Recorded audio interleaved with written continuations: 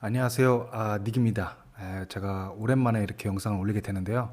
프랑스에 와서 그동안 너무 바빠가지고 적응하느라 영상을 못 올렸었는데요. 죄송하다는 말씀 드리고 싶고, 이제 조금 여유가 생겨서 짬짬이 시간을 내서 영상을 올려보도록 하겠습니다. 자, 이번 시간에는 화재, external fire에 의한 flare relieving load를 구하는 법에 대해서 이제 설명을 드리도록 하겠습니다.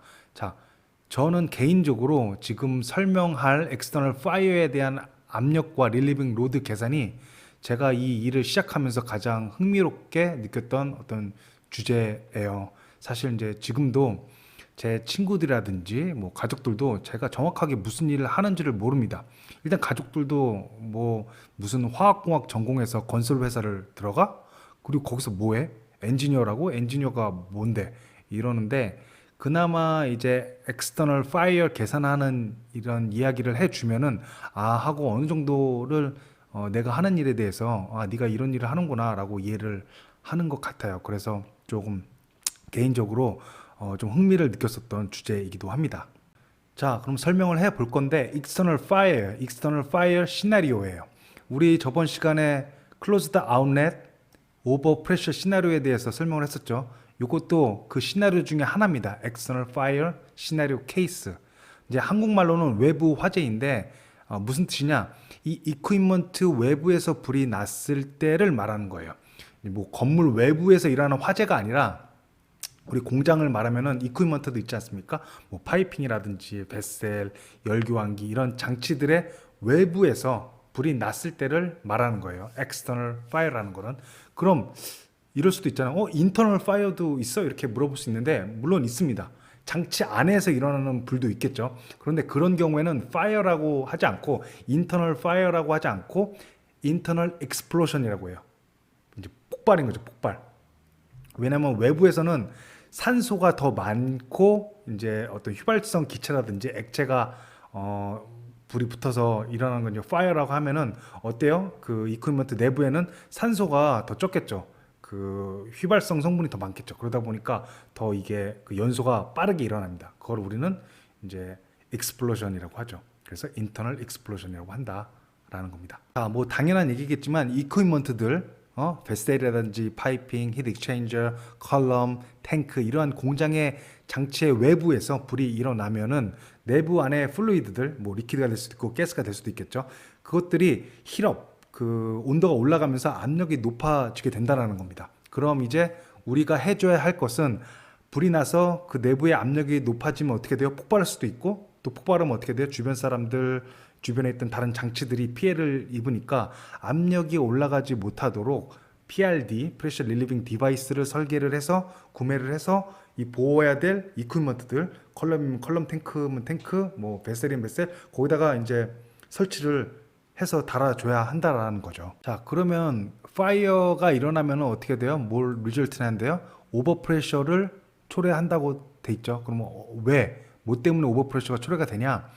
이제 크게 두 가지로 나눌 수가 있겠는데 하나는 베이퍼 제너레이션, 또 하나는 플루이드 서멀 익스펜션인데 베이퍼 제너레이션은 뭐냐? 말 그대로 이 베이퍼가 새로 생겨난다라는 거예요. 두 가지 경우가 있을 수 있겠는데 크게 하나는 이제 보일링, 리퀴드가 끓는다는 거죠. 불이 나면 어떻게 돼요? 그 베셀의 안에 베셀로 열이 인풋이 되면서 그 리퀴드가 증발을 하겠죠. 베이퍼라이징이 되겠죠. 그러면서 이제 압력이 올라가는 경우가 있고 또 하나는 그 또 어떤 플루이드 같은 경우는 열이 가해지면은 열에 의해서 서멀 디컴포지션이 일어나는 경우도 있어요. 리액션이 일어나는 경우도 있고 그래서 디컴포지션 또는 리액션 이런 것 때문에 베이퍼가 새로 생겨나게 되는 거예요. 예를 들면 뭐 1몰에 어떤 큰 분자에 가스가 있었어요. 근데 열이 가해지니까 이게 분자가 쪼개지는 거예요. 쪼개지면 1몰이었던 게 이제 분자량은 작아지겠죠. 그 질량 보존의 법칙에 의해서 질량은 같지만은 이게 쪼개지면서 1몰이었던 큰 분자가 뭐 3몰, 뭐 4몰 이렇게 작게끔 작은 분자로 쪼개지는 거예요. 그러면 1몰이었던 게 뭐 3몰이 될 수도 있고 4몰이 될 수도 있는 거죠. 그러면서 이제 부피가 커지게 되는데 이 이퀴먼트들의 어떤 부피는 어때요? 부피는 변하지가 않잖아요. 근데 새로 생겨나는 거는 부피가 늘어난다는 거죠. 근데 부피가 늘어나지 못하니까 압력이 올라가는 거예요. 다른 하나는 뭐냐? 이 플루이드가 열을 받으면서 thermal expansion, 팽창이 일어난다는 겁니다. 그래서 요거는 이제 페이스가 바뀌진 않는데 뭐 리퀴드가 됐던 가스가 됐던 열을 받으면 어떻게 해요? 덴서티가 감소를 하겠죠. 감소를 하면은 이 부피가 팽창을 하겠죠. 그런데 아까 말씀드린 것처럼 이 이퀴먼트들의 볼륨은 그대로인데 이 가스라든지 리퀴드가 열을 받아서 부피가 팽창하려고 하면은 어떻게 되겠어요? 압력이 올라가겠죠. 그거를 이제 플루이드의 thermal expansion에 의한 오버프레셔라고 한다라고 할 수 있겠습니다. 자, 또 하나 우리가 명심해야 될 것은 뭐냐면 베스텔 럽처라는 거예요. 불이 나면은 그 이퀴먼트 안에 있는 플루이드에 대한 어떤 페이스가 바뀐다든지 베이퍼가 새로 제너레이션이 된다든지 아니면은 thermal expansion 팽창이 일어나서 압력이 올라가기도 하지만은 이 이퀴먼트 자체의 온도도 당연히 올라가겠죠. 철로 만든 이 철의 온도도 당연히 올라갈 수 있겠죠. 그러면 철이 허용하는 allowable 스트레스가 높은 온도에서는 낮아져요.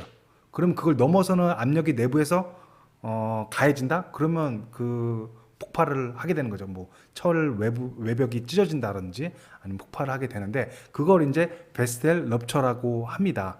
이제 이러한 일들이 불이 일어나면은 일어날 수 있다라는 거예요. 자, 다음은 화재에 대해서 각 특성에 따라서 구분을 해보도록 할게요. 이 구분하는 거는 API 5.1에서 이렇게 구분을 하고 있어요. 이제 다시 말씀드리지만 제가 구분하는 게 아닙니다.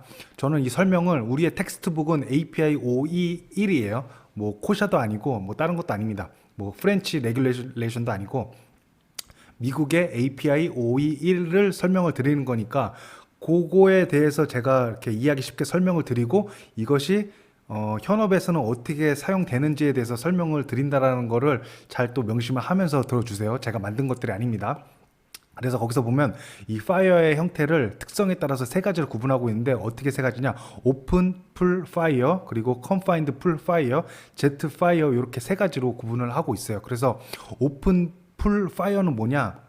우리 케미컬 공장에서 가장 흔하게 일어날 수 있는 파이어의 형태예요. 예를 들면 이렇게 기름 탱크가 있어요. 이 안에 뭐 우리 기름이 들어있어요. 가솔린이 들어있어. 그런데 어떠한 뭐 잘못돼가지고 플랜지에서 기름이 방울방울 새던 게 이렇게 이제 고이는 거예요. 그렇게 고인 상태에서 어때요? 이 휘발성이 강하죠. 우리 가스 스테이션에 가서 가솔린을 넣을 때 어떻게 해요? 보면은 아즈레이가 피어오르잖아요. 그래서 휘발성이 강한 액체는 이렇게 우리가 잘 보이진 않지만 아즈레이가 뭐예요? 이게 휘발이 베이퍼라이징이 되는 것들이 아즈레인으로 보이는 거죠. 그러면 이렇게 휘발성이 강한 액체가 이렇게 떨어졌다고 해도 눈에는 잘 안 보이지만 여기 휘발이 계속 되고 있는 거예요. 그럼 이게 가스가 주변에 이렇게 형성이 되겠죠. 그 상태에서 뭐 사람이 지나가는데 정전기가 일어난다든지 아니면은 그러면 안 되겠지만 주변에 뭐 웰딩 작업을 하고 있어. 그럼 불꽃이 탁 튄다? 그러면 불이 확 붙는 거예요. 붙어서 이 리퀴드에 불이 화재가 발생을 하겠죠. 그래서 오픈이 뭐냐면은 이 대기 ATM이랑 접해 있다라는 거예요. ATM이랑 접해 있는 풀은 뭐예요? 이렇게 웅덩이처럼 생긴 상태에서 불이 붙어가지고 우리 가스레인지처럼 요거를 데피게 되는 거죠. 불이 일어나가지고 요 이퀄먼트 밑에서 불이 힛 인풋을 하게 되는 경우죠. 그거를 오픈 풀 파이어의 형태라고 한다라는 겁니다. 자, 다음은 confined full fire인데 요거는 이제 말 그대로 그 confine이 어디에 가두다, 영어로 넣다, 국한시키다 뭐 이런 뜻인데 말 그대로 국한된 어떤 지역, 장소에서의 일어나는 화재라는 겁니다. 이제 보통의 플랜트에서는 confined라고 하면은 외부 대기로부터 차단된 장소를 말해요. 이제 오픈은 뭐예요? 이 ATM, 이 우리 대기로부터 접촉되어 있는 상태의 파이어를 풀파이어로 한다라고 하면은 말이 잘 안 되네요. confined 풀파이어는 이 대기, 오픈 대기랑 차단된 지역일 때에 confined라는 이 용어를 자주 씁니다. 그래서 이제 사실 confine이라는 단어를 현장에서는 많이 써요. 왜냐면 이제 메인터넌스 할 때라든지 뭐 장치에 들어가요. 뭐 탱크 안에 들어간다든지 뭐 베셀 안에 들어가는 일이 있겠죠. 그러면 confined space work permit이라고 해서 절차가 많아요. 들어가기 전에 뭐 산소는 제대로 들어가 있냐, 아니면은 뭐 거기에 있는 휘발성 기체들은 다 제거를 했냐, 뭐 이런 것들을 안전하게 체크하고 확인이 되어야지 들어갈 수가 있는 거예요. 그런데 보통의 오일앤가스 또는 리파이너리 페트로케미컬 플랜트를 설계할 때는 그렇게 많이 쓰이는 용어가 아니에요. confined라는 게. confined space라든지 이런 게 설계할 때는 그렇게 많이 쓰는 단어는 아닙니다.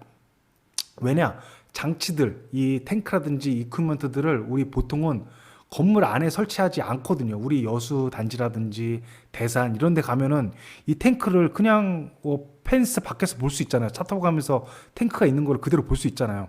그 얘기는 뭐냐? 이러한 장치들을 그냥 그 대기에다가 이렇게 설치한다는 거예요. 여기에다가 따로 이렇게 건물을 지어가지고 감싸지 않는다라는 겁니다. 그런데 제가 이제 프랑스 와서 핵융합로 설계를 하고 있잖아요. 그런데 지금 여기서는 confined space라는 거를 굉장히 많이 써요. 설계하면서. 왜냐? 이 핵융합은 건물 안에 있어야 돼요. 지금 요게 제가 갖고 왔거든요. 요게 토카마 컴플렉스 빌딩 이제 전체를 다 가지고 온 건데 요건 이제 트리튬 빌딩. 여기를 이제 트리튬 빌딩이라고 해요. 요건 이제 제가 설계하는 부분인데 요 빌딩이 있고 또 여기에 이제 톡가막이 있고 그리고 이건 다이고노스틱스 빌딩이 이렇게 있는데 이거 다 어때요? 지금 이 안에 뭐 컬럼도 있어요. 이 컬럼도 있고 베셀도 있고 요것들이 다 건물 안에 들어가 있다라는 거예요. 이 대기랑 마주친 곳이 없어. 다 이렇게 봉쇄가 돼 있어요. 건물 안에. 왜냐? 이 핵융합은 이 장치들이 건물 안에 있어야 돼요. 뭐 삼중 수소라든지 액티베이트된 물질이라든지 왜냐면 이 핵융합을 일으키고 나면은 그 주변의 물질들이 다 그 뉴트론 플럭스 때문에 액티베이트가 되거든요. 그럼 그런 물질이라든지 레디에이션, 뉴트론 플럭스가 밖으로 새어나가면 안 되기 때문에 이 건물 안에 넣은 이유가 뭐 날씨 비 오고 눈 오고 그 영향 때문에 건물 안에다가 넣은 게 아니라 그 안에서 발생하는 방사능 물질 때문에 이렇게 건물 안에다가 둔 거예요. 그걸 이제 우리가 여기서는 설계할 때 컨파인먼트 배리어라고 하거든요. 그래서 겹겹이 감쌉니다. 요 안에도 이렇게 배리어가 굉장히 많아요. 그래서 이러한 차단벽을 이제 설계적인 용어로 여기서는 confinement barrier라고 하고 하나만 있는 게 아니라 first confinement barrier, second confinement barrier, 뭐 static barrier, dynamic barrier라는 게 있습니다. 그래서 이제 confined pool은 건물 안에서 일어나는 fire를 말하는 겁니다. 보통은 보통은 그렇게 인식을 하면 될 것 같아요. 그래서 예전에 뭐 오일앤가스, 페트로케미컬을 설계할 때는 이 컨파인드 풀파이어에 대해서 고려를 많이 안 했어요. 거의 안 했다고 보면 돼요. 그래서 요거만 그냥 고려를 했단 말이에요. 컨파인드 풀파이어는 고려를 안 했단 말이에요. 그런데 어때요? 지금 프랑스 와서는 핵융합일 때는 다 장치들이 건물 안에 있으니까 오픈 풀파이어는 거의 뭐 고려를 안 하고 거의 컨파인드 풀파이어라든지 뭐든지 다 컨파인드 된 스페이스에서 일어나는 거를 다 염두에 두고 설계를 합니다. 그러면 오픈 풀파이어랑 컨파인드 풀파이어의 어떤 차이점이 있냐 이제 궁금할 수도 있잖아요. 차이가 뭐냐면 이 불은 세 가지 조건이 만족해야지 연소가 일어날 수 있죠. 뭐요? 연소할 물질이 있어야 되고, 그리고 온도가 있어야 되고, 그리고 탈 수 있는 산소가 필요한데 오픈 풀파이어 같은 경우에는 산소 공급에 제한이 없어요. 산소가 여기저기서 대기에서 다 이제 제한 없이 공급이 될 수 있다라는 겁니다. 그런데 어때요? 컨파인드 풀파이어는 이렇게 내부 안에 있기 때문에 이 산소의 공급이 제한될 수 있다라는 거예요. 그래서 그것도 계산을 합니다. 왜냐면 뭐 불이 안만 나도 산소가 다 고갈된다? 그러면 이제 불 날 수가 없는 거죠. 그래서 핵융합 건물에는 HVAC 시스템이 있고 별도로 디트리디에이션 시스템이라는 탈삼중소 시켜주는 시스템이 있습니다. 여튼 설명이 길었는데요. 그렇게 이렇게 구분하게 되는데 구분하게 하는 게 그래서 이제 중요하다라는 겁니다. 이전에는 컨파인드 풀 파이어를 신경 안 쓰고 오픈 풀 파이어만 신경 썼다라면 지금 프랑스에 와서는 핵융합에서는 모든 장치들이 건물 안에 있기 때문에 컨파인드 풀 파이어만 주장창 신경 쓰고 있다라는 거를 말씀드리고 싶네요. 제트 파이어는 뭐냐 말 그대로 굉장히 이제 그 세기가 강하다라는 겁니다. 요 프레셔가 큰 장치가 있어요. 장치에서 틈이 생겼어. 그러면 이 틈으로 리크가 생기지 않겠습니까? 그럼 여기에 불 붙으면은 굉장히 뭐 우리 옛날에 부탄가스 토치처럼 칙 하는 형태로 굉장히 이렇게 세기가 굉장히 세다. 그런 형태의 압력으로 인한 리키에 인한 거기에 불이 붙어서 나는 불의 형태를 제트 파이어라고 하는 겁니다. 자, 이렇게 세 가지에 대해서 한번 설명을 해 드렸는데, 이렇게 나눈 이유가 뭐냐면 아까 설명드린 것처럼 화재마다 그 특성이 다르기 때문이에요. 일단 히트 플럭스가 다르다는 겁니다. 히트 플럭스가 뭐예요? 단위 면적당 이제 들어가는 힛의 양을 말하는 거겠죠. 가장 큰 히트 플럭스는 뭐겠어요? 당연히 이 제트파이어가 단위 면적당 어떤 뭐 1제곱미터당 힛이 인풋되는 게 굉장히 강하겠죠. 강하고 상대적으로 이 풀파이어는 어때요? 작겠죠. 그런데 또 면적을 보면 어때요? 이 면적을 보면은 이 풀파이어는 굉장히 면적이 클 수가 있어요. 예? 왜? 이 기름이 새가지고 쫙 퍼지면은 그 면적이 엄청 큰 면적에서 불이 날 수 있는데, 제트파이어는 그 대신에 세기는 강하지만 요 그 불이 영향을 미치는 그 면적은 작을 수 있다라는 거예요. 그러한 특성들이 있기 때문에 이렇게 구분을 하는 겁니다. 또 하나 오픈 풀파이어랑 컨파인드 풀파이어의 차이점은 뭐라고 했어요? 이렇게 어떤 에어 공급, 벤틸레이션으로 인한 제한이 있을 수 있다라는 거죠. 그거를 이제 설계 때 반영을 하면은 조금 더 옵티마이제이션한 설계를 할 수 있다라든지, 그렇게 좀 더 실제 일어나는 파이어 케이스에 대해서 실제적으로 잘 프리딕션 해가지고 설계를 할 수 있겠죠. 그렇기 때문에 이렇게 나눠가지고 카테고라이즈 시켜서 그 특성대로 설계에 적용할 수 있게 되는 겁니다. 자, 그래서 external fire를 보고 있는데요. internal explosion도 있다고 했었죠, 제가. 그래서 internal explosion은 fire가 아니라 폭발, explosion이라고 표현을 해요. 왜냐면 보통 장치 안에서는 휘발성 성분이 산소보다 많기 때문에 한번 거기에 딱 불이 붙으면 어떻게 돼요? 그 화염이 프로파게이션, 그 전파되는 속도가 굉장히 크다라는 겁니다. 그래서 이 익스플로전은 보통의 컨벤셔널 PRD VFE 그 프레셔 릴리프 밸브로는 보호할 수가 없어요. 왜냐, 이 폭발하는 그 플레임의 프로파게이션 하는 속도는 굉장히 빠른데 이 밸브가 열리는 속도는 굉장히 반응 속도가 느려서 기기를 보호할 수가 없습니다. 그래서 어떻게 보호를 하느냐, 공장에서는 인터널 익스플로전을 방지하기 위해서 릴리프 밸브를 쓰는 게 아니라 폭발을 피하는 방법을 사용함으로써 보호를 하는 게 보통이에요. 그래서 avoidance of circumstances, 이렇게 어떠한 방지를 하는 방법으로 이제 좀 인터널 익스플로전은 피하는 게 보통이다라는 거예요. 예를 들면 뭐 퍼지를 해서 산소를 없앤다든지 스타트업 때라든지 커미셔닝 때, 아니면 플레임 어레스트를 써가지고 불꽃이 이제 플레임이 프로파게이션 되지 않게, 그래서 다른 휘발성 기체에 불을 붙이지 않게끔, 온도를 높이지 않게끔 제한하는 방법이에요. 그래서 플레어 헤더에도 지속적으로 퓨얼 가스라든지 나이트로젠을 주입을 해가지고 플레어 스택으로 이렇게 내보내는 거예요. 그게 왜 그럽니까? 그 산소가 플레어 스택으로 해서 역으로 이렇게 들어오지 않게끔, 왜? 이 이퀴먼트들의 산소가 들어오면 어떻게 돼요? 인터널 익스플로전이 일어날 수 있기 때문에. 그래서 이러한 식으로 계속 퍼즐을 한다든지 산소를 이퀴먼트 내에 없앤다든지 뭐 이런 식으로 해가지고 인터널 익스플로전을 방지하지, 이 프레셔 릴리프 밸브로는 인터널 익스플로전은 보호할 수가 없다. 그래서 API 5.1에서도 인터널 익스플로전은 다루고 있지 않아요. 그래서 external fire라고 표현한 게 external fire, 기기 외부에서 일어난 화재에 대해서만 보호하는 그 계산, 프레셔 릴리빙 밸브의 릴리빙 로드를 계산하는 거에 대해서 설명을 하고 있는 것이다. 거기까지가 스코프이다 라고 말씀드릴 수 있을 것 같아요. 자, 인터널 익스플로전도 두 가지로 구분할 수가 있겠는데, 보통은 근데 그 우리 오일앤 가스라든지 페트로케미컬 리파이너리에서는 요 인터널 익스플로전까지는 거의 뭐 고려를 하지 않습니다. 그런데 이제 핵융합일 때는 이걸 고려를 하거든요.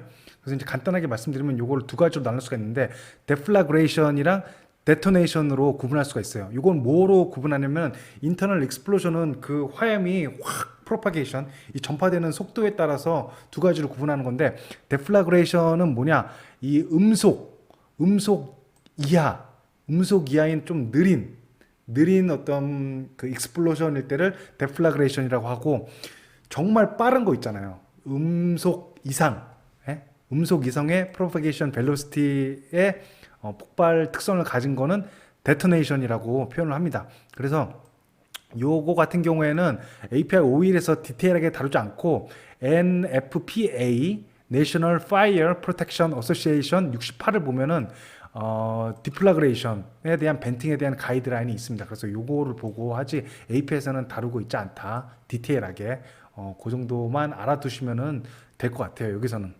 그리고 이제 제가 여기서 PR 뭐 D가 아니고 V다라고 했는데 요거는 그대로 그 APEC 5일에 보면은 PRD라고 돼 있어요. PRD라고 돼 있는데 제가 이제 V라고 한 거는 밸브는 절대 사용할 수가 없어요. 밸브는 절대 사용할 수가 없고 APEC 5일에서도 말하기를 데플라그레이션일 경우에 이 플레임의 이 속도가 음속보다 낮은 경우 서브소닉일 경우에는 럽처 디스크를 쓴다든지 아니면 익스플로전 벤트 판넬을 써야 된다고 나와 있긴 있어요. 근데 거의 현업에서는 이 인터널 익스플로전용으로 럽처 디스크라든지 뭐 익스플로전 벤트 판넬을 쓴 경우는 거의 저는 못 본 것 같아요. 물론 있을 수 있겠는데 제 경험상 없다. 그래서 이제 제가 V라고 말씀드린 거예요. 왜? 밸브는 이건 100% 어디를 가든지 밸브를 인터널 익스플로전 방지용으로 쓰지는 못하니까. 그런데 뭐 럽처 디스크라든지 익스플로전 벤트 판넬 같은 경우에는 쓸 수 있다라고 나오니까 제가 이제 그렇게 설명을 드린 거고, 핵융합 건물에서는 익스플로전 벤트 판넬이 있어요. 이렇게 판넬이 이 건물 외벽 사이에 그 방과 방 사이에 이렇게 판넬이 이렇게 있습니다. 그래서 이렇게 팍 터지게끔 여기 압력이 갑자기 그 폭발의 익스플로전에 의해서 압력이 확 높아지잖아요.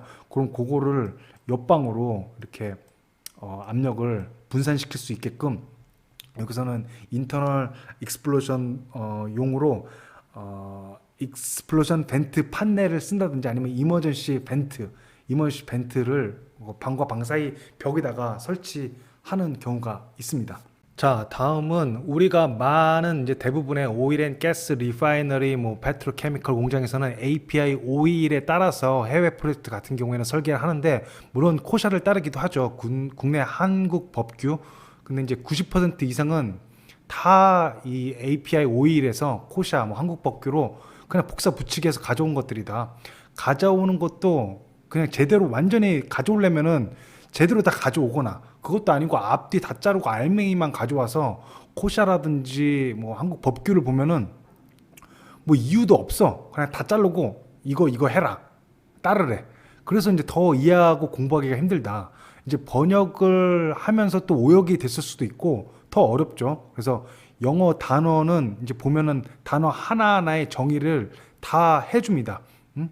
여기서 보는 것처럼 데플라그레이션이 어떤 정의인지, 그리고 데토네이션이 어떤 정의인지, 속도는 어디서부터 어디를 이 용어라고 한다, 이렇게 정의를 해주는데, 한국에서 어떤 이런 법규에서 나오는 단어 하나를 제대로 정의를 안 해주잖아요. 장치의 정의가 뭐다, 뭐 이크위 뭐 기기의 정의가 뭐다, 이런 것도 없이 그냥 기기, 장치 뭐 이러니까 굉장히 더 이해하기가 힘든 것 같아요. 그러니까 더 헷갈리죠. 그래서 API 521을 영어 원문으로 공부하는 게 좋고, 또 영어 원문으로 더 자세하게 나와 있어요. 뭐 단순히 이걸 따라라가 아니라 이러이러한 이유 때문에 이래해서 요렇게 계산을 하고 요걸 따라라고 하기 때문에 뭐 암기할 필요도 없죠. 그러니까 이해가 되니까. 근데 이제 한국 법규를 보면은 이거는 뭐 사법고시 수준이야. 그냥 달달달 암기해야 돼. 왜? 앞뒤 다 자르고 그냥 툭 이거 따라라라고 하니까.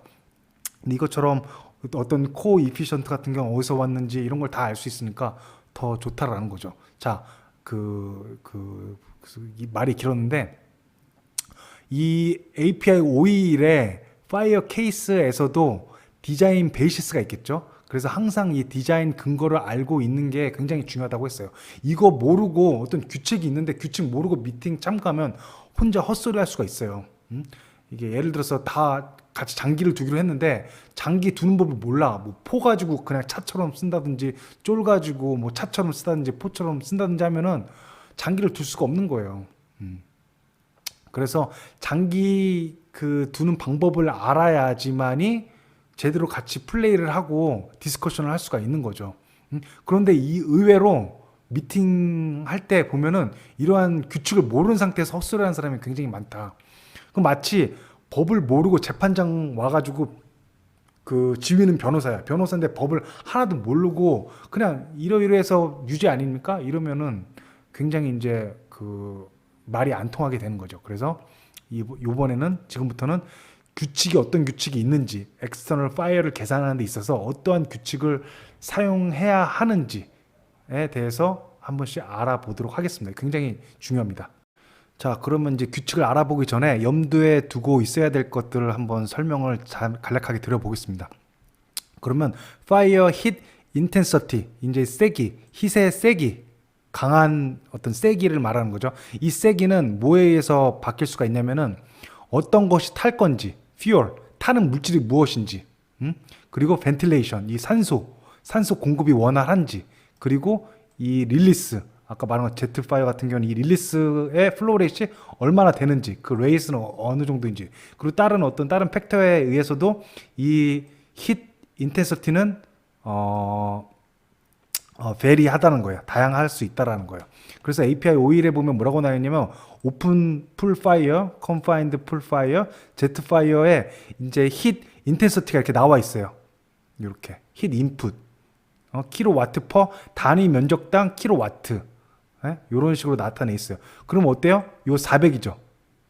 100에서 400, 굉장히 높죠.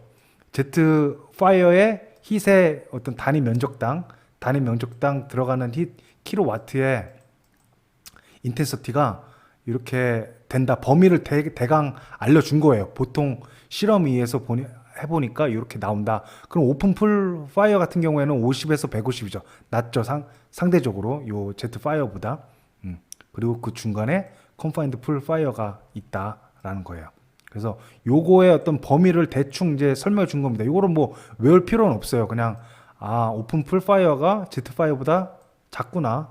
그 정도만 알아두시면 될 것 같아요. 자, 그래서 첫 번째 설계 규칙 나단. 첫 번째는 뭐냐? 이 API 5.1에서 이 파이어 익스터널 파이어의 릴리빙 로드를 계산할 때 오픈 풀 파이어를 라고 가정하고 이 식이 주어진다라는 겁니다. 그래서 API 5.1에서는 파이어 케이스 하면 오픈 풀 파이어 베이스로 해가지고 이퀘이션이라든지 이런 거를 다 제시해 줬구나라는 거를 기본적으로 알아둬야 된다는 겁니다.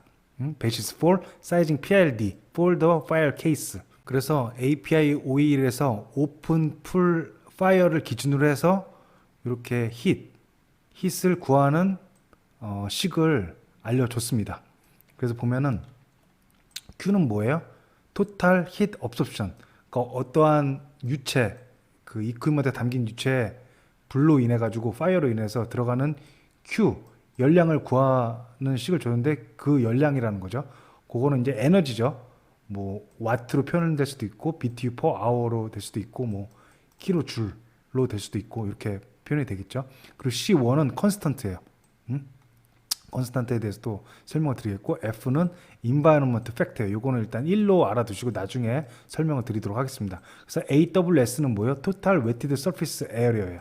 요거는 에어리어니까 미터 제곱이겠죠. 그래서 요 Q를 왜 구해야 되냐?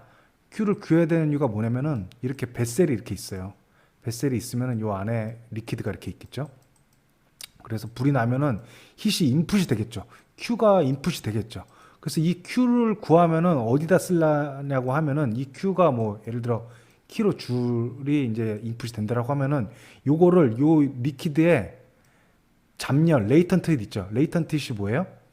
상이 바뀔 때 필요한 킬로그램당 필요한 그 에너지죠. 그래서 요게 만약에 물의 잠열은 뭐 1kg의 어떤 물을 상변화 시키는데 베이퍼라이징 시키는데 필요한 킬로줄이 필요하다라는 건데 요 Q를 구한 다음에 요거를 요 Q를 요 레이턴트 힛으로 나누면은 킬로그램이 나와요. 그럼 이 킬로그램이 뭐냐? 이 킬로그램만큼 요 리퀴드가 베이퍼라이징이 된다라는 거겠죠. 그러면은 우리는 그 베이퍼라이징 된 것을 빼줘야 되잖아요. 그러면 이제 PRV로 요 플로우 레이트이 나가겠죠. 그래서 이제 우리는 그 플로우 레이트를 구할 수 있게 되는 거다라는 겁니다. 그래서 이 Q를 구하는 게 그래서 구하는 거고 그래서 중요하다라는 거예요. 그러면 여기서 중요한 거는 이 컨스턴트예요. 컨스턴트가 USC, 그러니까 브리티시 단위 BTU 브리티시 단위로 나타낼 때는 이 C1에다가 2만 1000을 집어넣으면 돼요. 2만 1000. 그런데 우리나라에서는 이제 SI 단위라든지 아니면 요 단위를 많이 이용하죠. 킬로칼로리.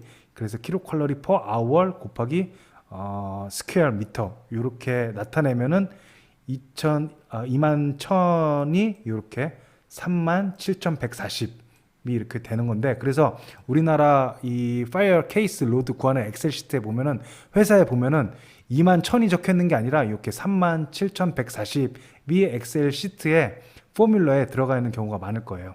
그래서 요거를 그대로 단위 환산하면 요게 안 나옵니다. 왜? 요거는 컨스턴트야. 컨스턴트라는 건 뭐예요? 약간 여기에 단위 환산 컨버전 팩터도 들어가 있어요. 그래서 0.82를 제곱을 한 거를 해줘야지 2만 1000에서 이렇게 37,140으로 바꿀 수 있다라는 거예요. 그래서 또 그 댓글로 질문하지 말아요. 닉님 이거 그대로 해가지고 요렇게 환산하면 요거 안 나오는데요. 하지 마요. 요거를 적용해 줘야 돼요. 0.82를.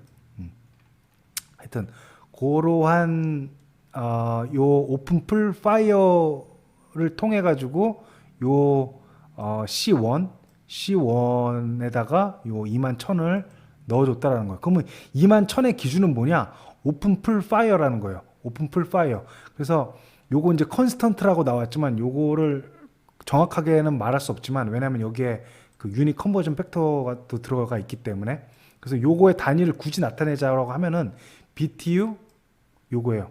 BTU per hour 그리고 뭐 그 피트 제곱. 아이고 이게 글씨가 좀 이상한데, 하여튼 요 단위라고 생각하면 돼요. BTU per hour 피트 제곱 또는 킬로와트 per 미터 제곱, 요거로 나타내면 돼요. 그래서 요게 이제 다 다르단 말이에요. 요게 이제 API에 나와 테이블 A.1에 나타내 있는 겁니다. 그래서 요 힛 인풋이 뭐에 따라서 다르다고 했어요. 아까 처음에 뭐 퓨얼의 종류, 이게 게솔린이냐 디젤이냐 뭐 원유냐 크루드 오일이냐, 그거에 따라서 달라진다고 했잖아요. 그래서 보시면은 소스가 다 나오죠. 퓨얼 게솔린으로 했을 때 힛 인풋이 요렇게 나온다. 뭐 납사를 태웠을 때는 요렇게 나온다. 뭐 게솔린 요렇게 있죠. 소스가 요렇게도 있고 이렇게 나와서 다 실험적으로 구한 겁니다. 이렇게 봤을 때는 요거랑 좀 비슷하죠. 우리가 정확하게 2만 1000이. 그래서 요거 기준이라고 딱 말할 수는 없는데, 왜냐면 여기는 이제 정확하게 그 이게 유닛이 그 0.82가 속해져 있는 거기 때문에 정확히 이 값은 아니지만, 어쨌든 요 정도의 어떤 비슷한 값을 우리 오픈풀 파이어의 코이피션트 컨스턴트에 적용한 거다라고 생각하시면 될 것 같아요. 그래서 API 보시면은 이렇게 나와 있어요. 하이드로카본인데 어떠한 인바이러먼트냐면 리파이너리 인바이러먼트에 어떤 쓰이는 이 퓨얼 가지고 도출해낸 식이다. 요 C를 말하는 거겠죠. 그래서 요 리파이너리 인바이러먼트는 어떤 퓨얼이냐? 가솔린이라든지 디젤, 리퀴파이드 페트롤리움 가스, LPG 요러한 것들 어떤 평균 낸 값이겠죠. 이 정도. 그래서 요거를 이용한다라는 건데, 근데 요거를 이용하는 어떤 근거, 어떨 때 요거를 이용하냐면은 충분하게 드레이니지가 잘 되게끔 설계하고, 그리고 파이어 파이팅 퍼실리티가 빨리 적용할 수 있게끔 된 상태에서는 요 값을 사용할 수 있다라는 거예요. 즉 이게 무슨 소리냐면은 이렇게 이제 풀 파이어가 이렇게 나오겠죠, 되겠죠. 말이 잘 안 되는데, 요걸 만약에 슬롭을 살짝 주면 어떻게 되겠어요? 요게 이렇게 드레인으로 이렇게 쭉 빠지면서 불이 오래 지속이 안 되겠죠. 뭐 요렇게 한다든지 아니면은 뭐 드레인이 잘 되게끔 설계를, 이 땅의 설계를 잘 하면은 요 식을 사용하는 조건이 된다라는 거예요. 근데 거의 뭐 이렇게 잘 설계를 하죠. 여기에 뭐 드레인이지, 땅에다가 드레인 다 있잖아요. 요렇게 요렇게 파 놔가지고 여기로 이렇게 좀 경사를 줘가지고 여기에 기름이 고이더라도 여기로 빨리 빠지게끔, 빨리 빠지면 어떻게 돼요? 불이 여기서 오래 지속이 안 되겠죠. 그런데 드레이니지가 안 되거나 아니면은 파이어 파이팅 소화기라든지 주변에 그런 파이어 파이팅 퍼실리티가 제대로 안 돼 있는 그런 공장 상황에서는 21,000이 아니라 34,500을 적용해야 된다고 API 나와 있는데, 거의 뭐 보통은 요 식을 다 적용합니다. 다 그 회사 가서 보세요. 다 요 식입니다. 요 식. 설계 규칙 두 번째는 뭐냐면은, 우리가 이제 불이 났을 때 불의 영향을 받는 이 뱃셀 있잖아요. 그 뱃셀이 파이어 캐스 동안에 아이솔레이트 돼 있다고 간주하고 계산을 하자라는 거예요. 그게 이제 어널리시스를 간단화하기 위해서. 예전에 이제 설명을 했죠. PSV 이렇게 하나를 달려면은 여기에 밸브가 없어야 된다라고 했죠.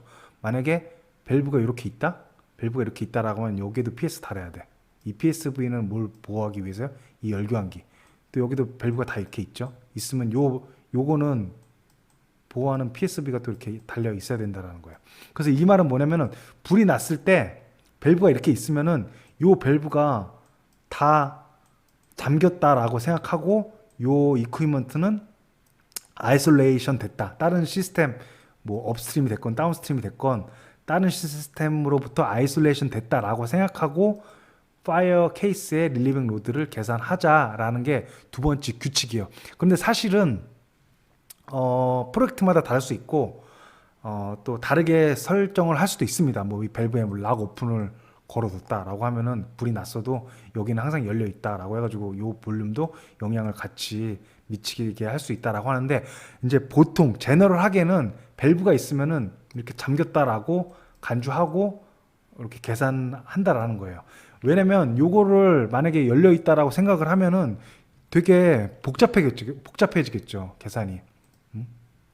요걸 또 신경을 써야 되고, 여기에 PSV 있으면 요 PSV에서도 나가고, 이러한 것들이 좀 복잡해질 수 있으니까 처음에는 될 수 있으면은 다 아이솔레이션 됐다라고 하는 겁니다.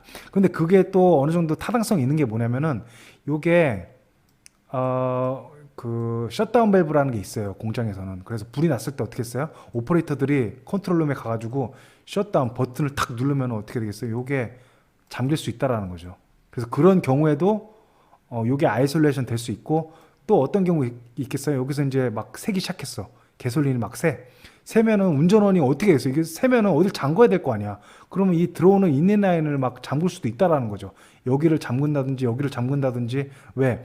여기에서 계속 새기 시작하면은 이 불이 쫙 번질 수가 있으니까, 오퍼레이터들은 불이 난 상황에서 다 이런 밸브들을 잠글 수 있다라는 거예요. 그런 거를 가정했을 때도 충분히 리즈너블한 간주다라고 생각을 한다라는 겁니다. 이 규칙을.